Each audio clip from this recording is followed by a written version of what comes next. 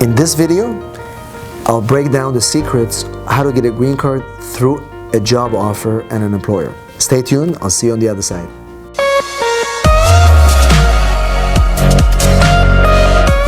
Hello everybody, my name is Jacob Sapochnik and I'm an immigration attorney based in San Diego, California.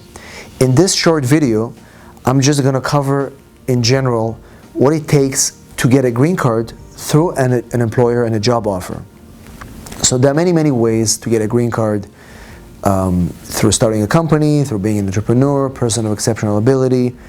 But the most common way that most people that are not doing it for a family petition is to get a green card through a job offer, essentially being sponsored by the employer that they are currently working for or their future employer. And this process is called, it has several steps. And we'll go over the different steps, and in future videos I will separate them and I'll make videos about each and every step of the process. So the first step in the process of getting a green card through an employer is actually have the employer commit to giving you that job offer, the permanent job offer. It has to be a permanent job offer, and the employer is willing to support you in the green card process from start to finish.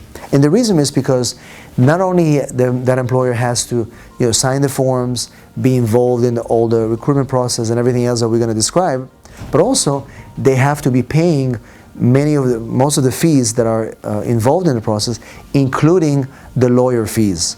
And sometimes employers are not aware of their responsibilities, and that can create problems and delays, and sometimes some of these employers are not willing to continue with that process because they're not aware from the start what are their obligations. So let's start with step number one. Once you have the employer confirm that they are willing to do that, the first step in the process is going to be, we call this PERM, P-E-R-M, labor certification, the labor certification. And the labor certification process involves essentially an employer filing a petition with the Labor Department and several other things with the Labor Department, proving that there are no U.S. citizen workers that are qualified to do this job. And we went through all this process to show, to demonstrate that there weren't any U.S. citizen employees that are qualified or that are able, that they applied, and therefore the foreign national is the one that should be getting this. So this is the first step of the labor certification. Once we have a certified labor certification, after we went through all the hoops of advertising and doing whatever is required, the employer, with that certified labor certification, they can go ahead and proceed to step number two, and that's filing the immigrant petition. We call this the I-140. And again, depending on the category, there are different categories in employment-based sponsorship. There is the EB-3, where we have skilled and non-skilled workers, people that have either no education, no formal education, or they have at least a bachelor degree with 5 years experience or less, and they'll fall under the EB-3 category.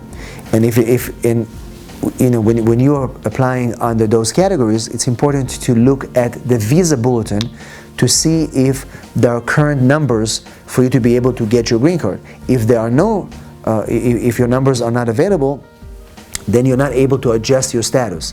In this case, you're only going to file the I-140 at that point, which requires the employer to prove financial ability to pay the wage, for the employee to make sure they show that he's still qualified to work at that job.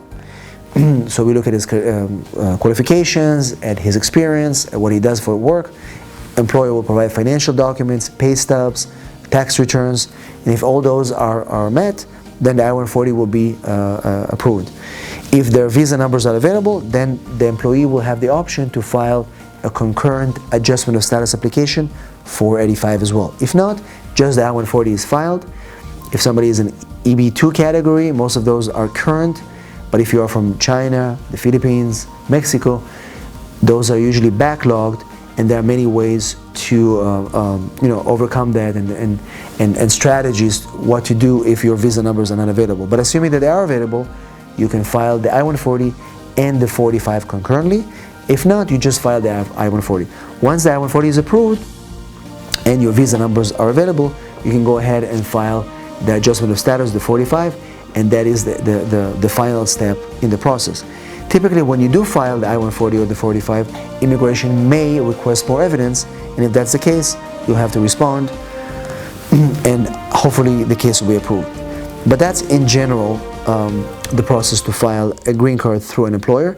If the applicant is married, typically we advise to file the application for the spouse at the same time when you file your own adjustment of status application, because if the green card is already approved for that employee and they are married and they fail to file for their spouse, they'll have to file for their spouse separately, and that may take a few years, and that may result in family separation. So in a nutshell, we have to do the labor certification first.